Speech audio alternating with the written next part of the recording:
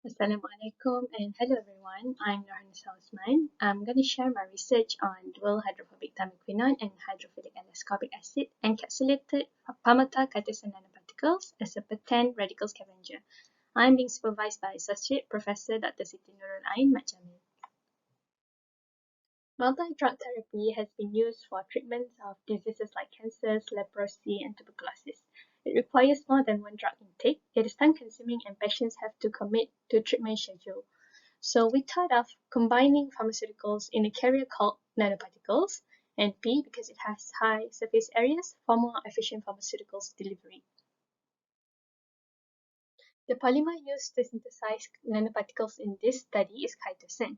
It is a fiber derived from crustacean shells, which is suitable for biomedical application. Additionally, it possesses versatile amine groups that are able to be modified. Simultaneous encapsulation of pharmaceuticals of different characters in chitosan nanoparticles has been performed to augment its potential in delivering compounds. Hydrophilic ascorbic acid and hydrophobic thymoquinone have been incorporated in chitosan nanoparticles. Both of them are antioxidant agents, which can scavenge reactive oxygen species in the body. Chitosan is hydrophilic, but one of the compounds is hydrophobic, which is thymoquinone.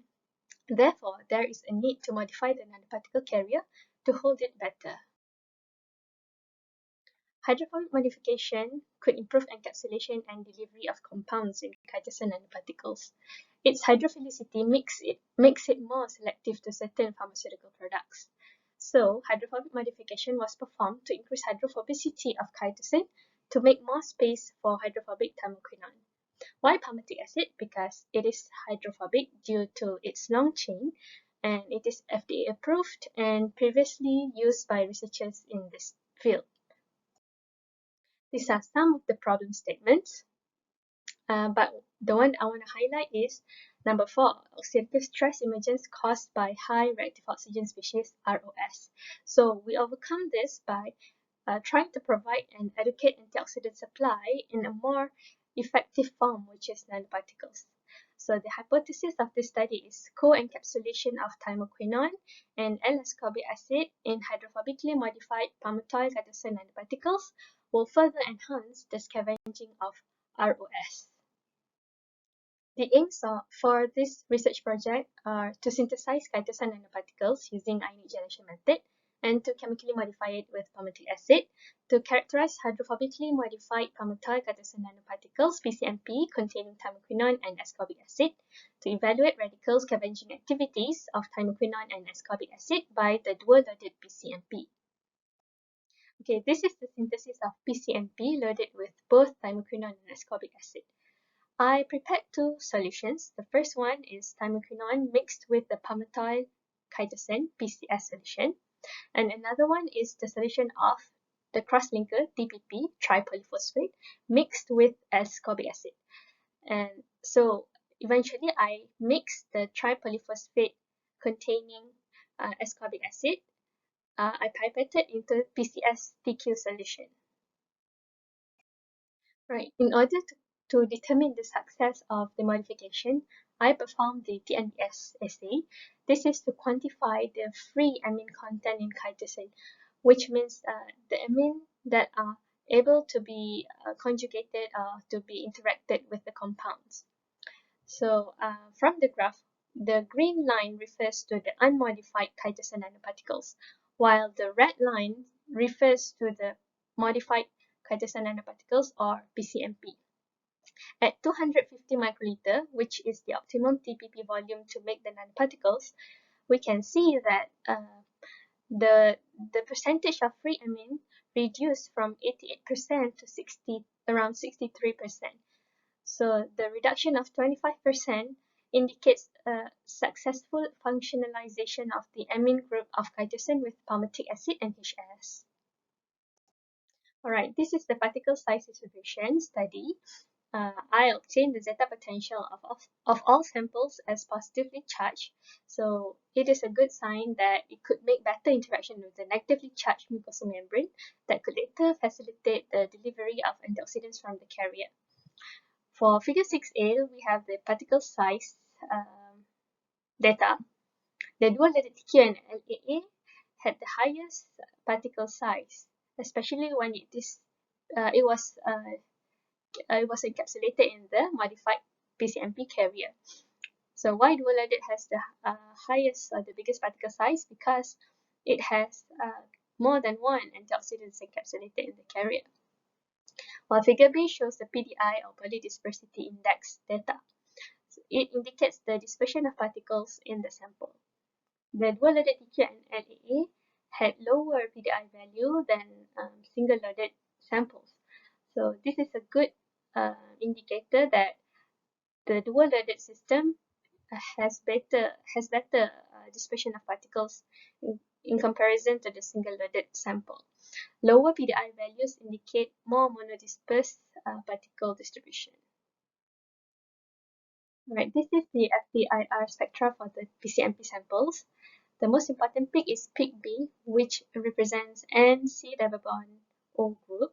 This is an indicator of successful addition of palmitic acid to chitosan. Okay, this is the morphology and surface images of PCNP samples based on the FESAM and HRTEM. So the particles are spherical and the increment in size followed the particle size distribution study.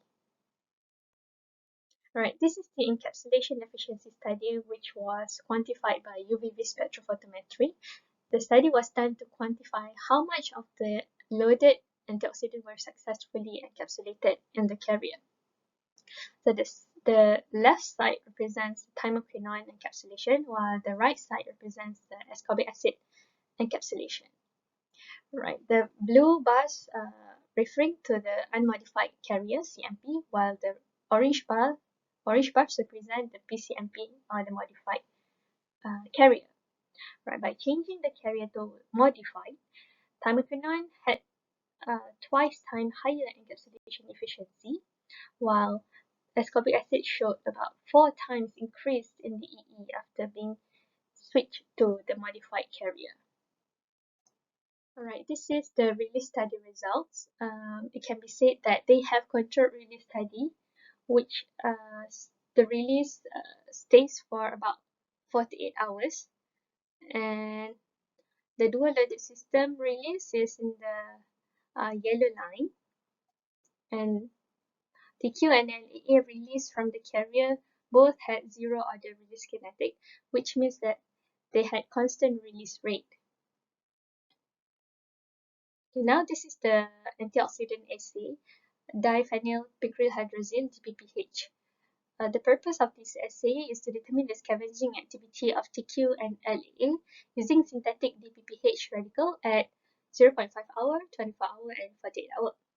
From this study, we obtain the EC50 or the concentration of encapsulated compound required to scavenge 50% of the DPPH radical. So by comparing the EC50 values and with the aid of classical isobologram CI, the effect of TQ and LAA combination could be determined. It could be either additive, synergistic, or antagonistic through the determination of the CI value. So regardless of the time points and the type of the carrier, left is CMP and the right side is the PCMP. All of them had CI values of less than 1, which means that they showed the combination of TQ and LAA showed synergistic effects. Lastly, this is the reactive oxygen species ROS assay to quantify how much ROS left in the hydrogen peroxide induced MRC5 cells after treated with single or dual loaded and without use of PCNP carrier.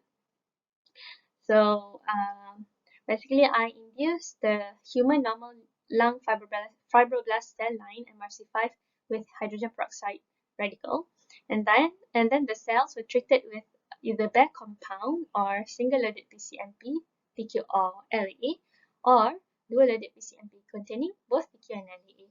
And then the ROS level in the MRC5 was quantified at 24 hour and 48 hour post-treatment by using flow cytometry.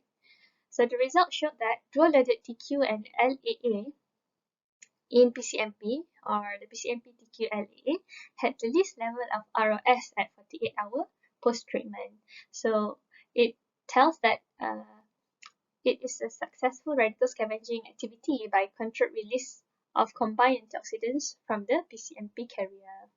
Alright, in conclusion, the particles are spherical with positively charged, and then it had twice thymoquinone and 4 times ascorbic acid were successfully encapsulated in the dual system carrier after the modification.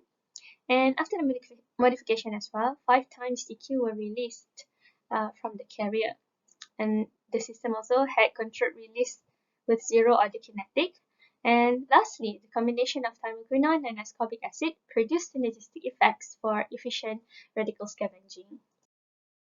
Research novelty: incorporation of dual classes of antioxidant compounds, TQ and LAA, in the hydrophobically modified PCNP system to affect the synergistic effects. These are some of the potential applications for medical, for oral transmucosal delivery, and also cosmeceutical. That's all. Thank you.